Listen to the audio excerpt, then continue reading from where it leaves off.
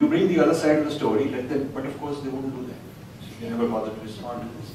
So one-sided things get in, and a certain smear campaign is created. When it is found to be false, they don't have the objectivity which scholars are supposed to have to actually make a corrective with equal force. That doesn't happen. So that's the kind of work that got summarized in this, that's the kind of trend that got summarized in this book. We're looking at the forces that are trying to break India's identity psychologically, India's continuity of history, India's regional geographical commonalities and continuities.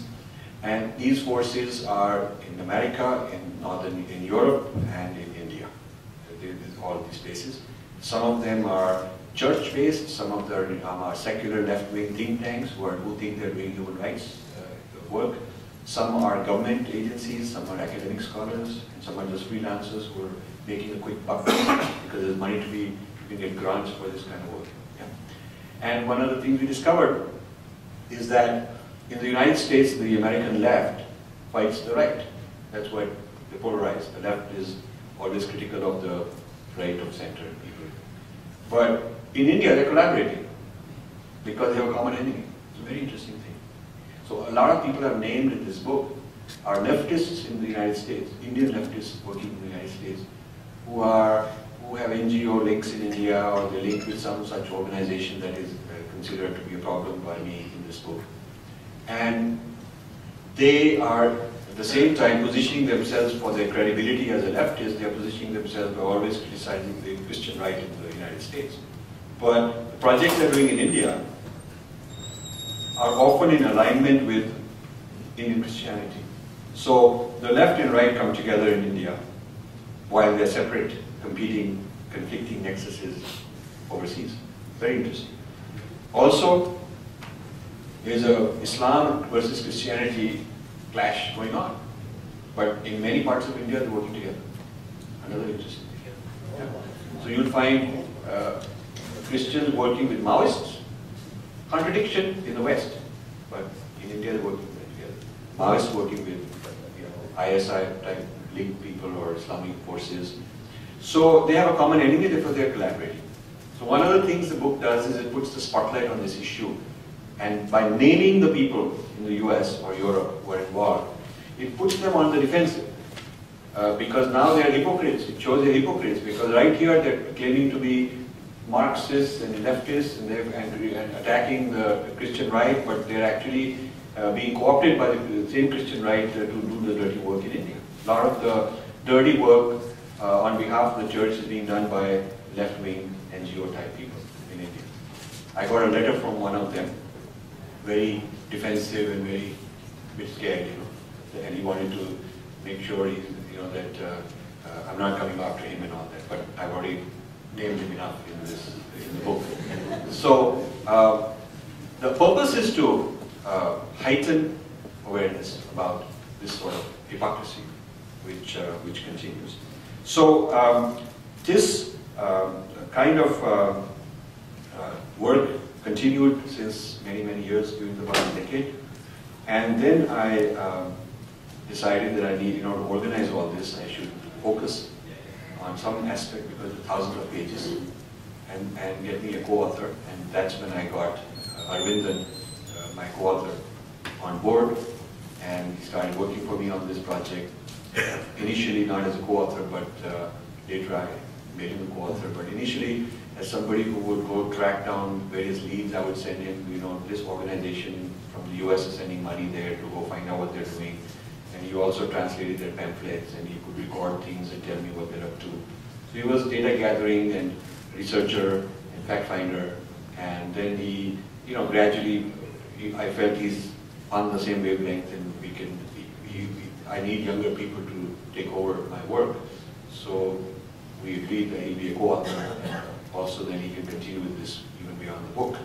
So that was a very big help, because when people question who am I, what's my authority, what's my what's my level of knowledge on the ground, I can always say I have a co-author who's on the ground. He lives in Kanyakumari district, a small village, and that Kanyakumari district, by the way, is more than 50% Christian now. This happened in the last 10 years.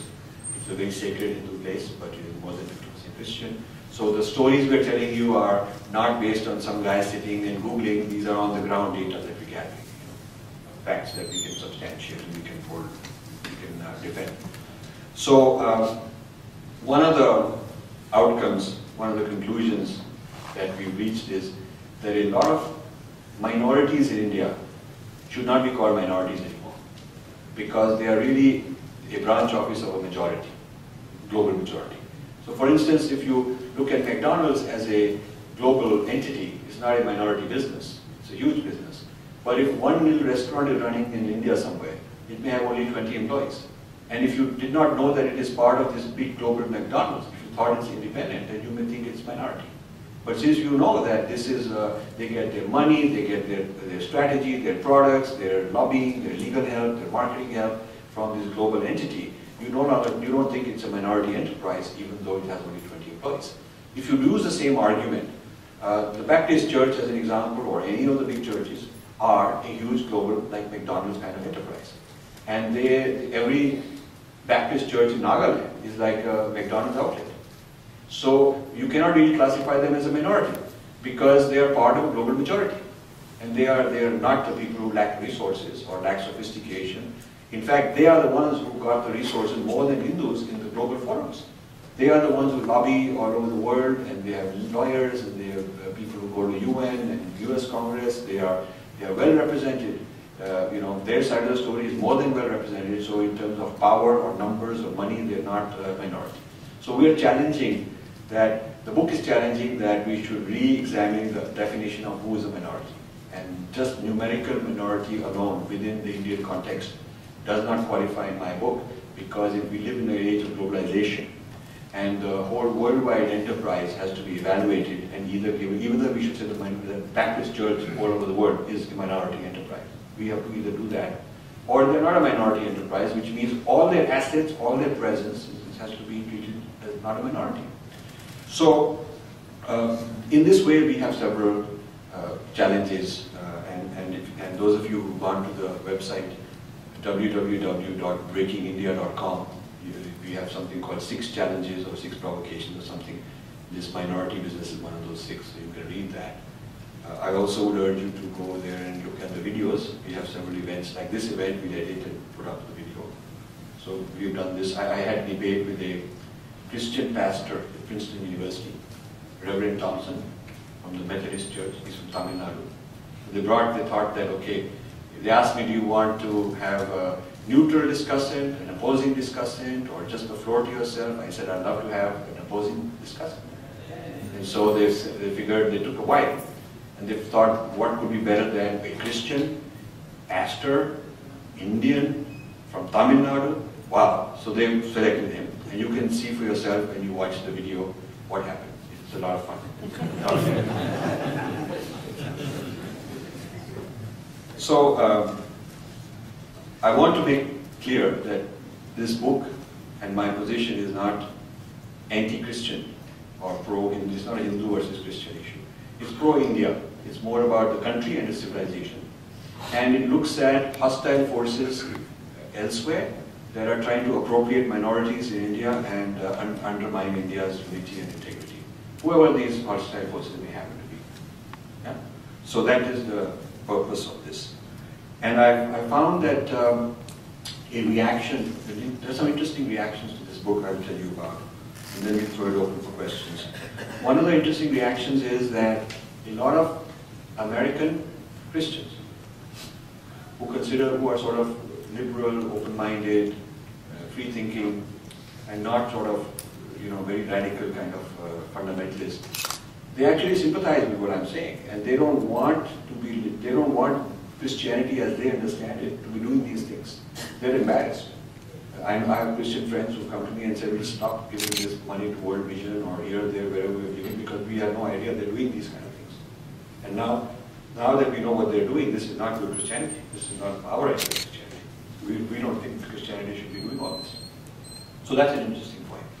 We also discovered that a lot of middlemen are making tons of money in this. People getting grants in India from the West to save people and do this bad work, and they are measured on how many people they've converted.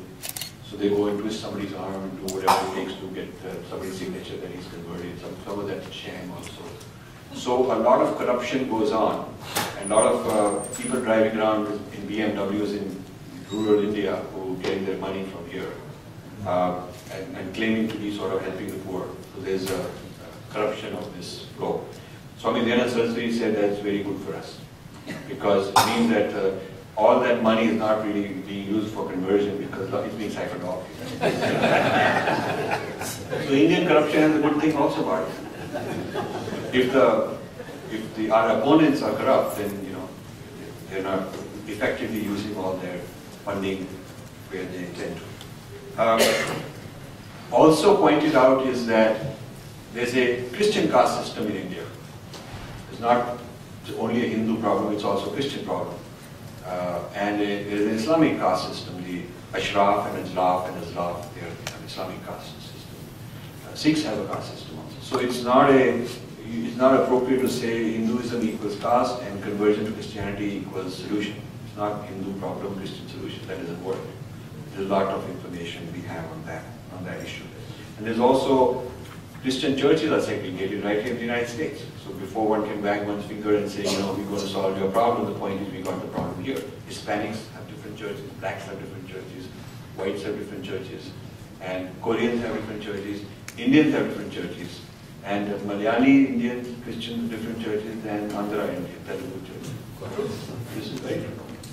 So, this business of integration, blah, blah, blah, it's easier to sermonize than to implement it, even within ourselves. And then when you go to countries which are third world countries, former colonized countries that have Christianized fully, like Philippines or Mexico, they have huge social problems, human rights problems. You can't say it's because of Hinduism causing it. There's no. So you have to also be well informed to take on the challenges, the issues, the problems that people throw at us. And this book will help you do that. I will close with the statement that I'm looking for people to read, react, comment, be vocal, agree, disagree, whatever you want to, but after being informed about it. And this is going to begin a long-term process of shifting the discourse about Dharma on a number of matters.